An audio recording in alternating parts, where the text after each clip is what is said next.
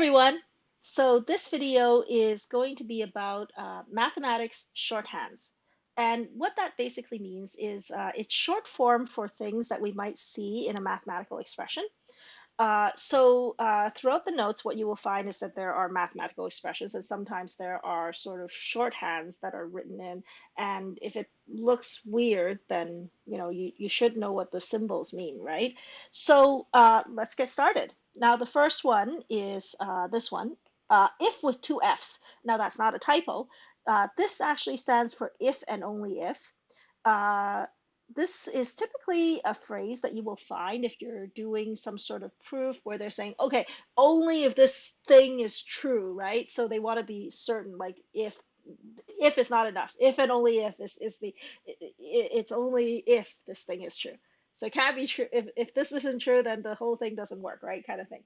So you will see this often in proof statements. So like in big O notation, you will actually see the shorthand because you can only state that something is big O of f at n if and only if, blah, blah, blah, blah, right? So you will see this sometimes when you're looking at the notes. The next part is this one. Now, this three dots in a pyramid form is a short form for therefore. So if at the end of a mathematical proof, you often say therefore, and then you have a summary statement. So this is sort of where it's used a lot. The next one is two squiggles, and it stands for approximately. Mathematics is very precise. So if you say something is equals with an equal sign, then it means they are exactly the same. Approximately allows it to be slightly different, right? So close enough, approximately, that's what that means. There is actually another form of approximately. I don't usually use this one, but that one is also approximately. So they both mean approximately. But usually for the notes, I think I only use this one. So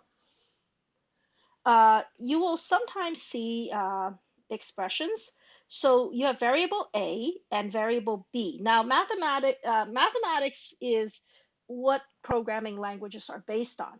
And so you will see concepts that you find in programming languages that actually came from math. So math also have variables. So A and B are separate values. Okay, they're letters that represent numbers. And if you see them side by side in an expression, it means you are multiplying those values together. So AB means A times B. That's precisely what it means. Okay. If you see A with a bracket B, it also means A times B. They both means A times B. Okay. So that's multiplication. Two different ways of writing it. Usually, what you will see is actually a bracket and then a whole expression, and it means a times the entire expression, the outcome of the entire expression. Absolute value of a, so this one means absolute value. So absolute value is is basically the negative of a number is you basically drop the sign on it. So for example, minus 5, the absolute value of minus 5 is 5. The absolute value of positive 5 is also 5. So both of these turn out to be just 5. So the absolute value means you don't have a sign on it. You take the just the number part. Forget about the sign. If you have this symbol, okay, so notice that there's like a little foot, okay, this means floor. Floor means if you take the floor of a value, what you're doing is you're rounding down. Regardless of what the decimal places say, you round down. So if you take the floor of 2.9, that is going to be equal to 2, okay? Doesn't matter how close to 3 you are, you're rounding down, you're chopping off the decimal point. On the other hand, you also have this symbol, which looks basically the opposite, and this means ceiling. The ceiling of a value is the value rounded up to the next nearest integer. So 2.1 ceiling is equal to 3. Okay, so you're going up to the next integer.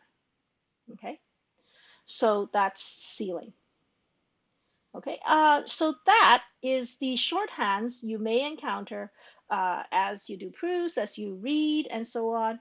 And this is just sort of a quick video to go over them. Thank you.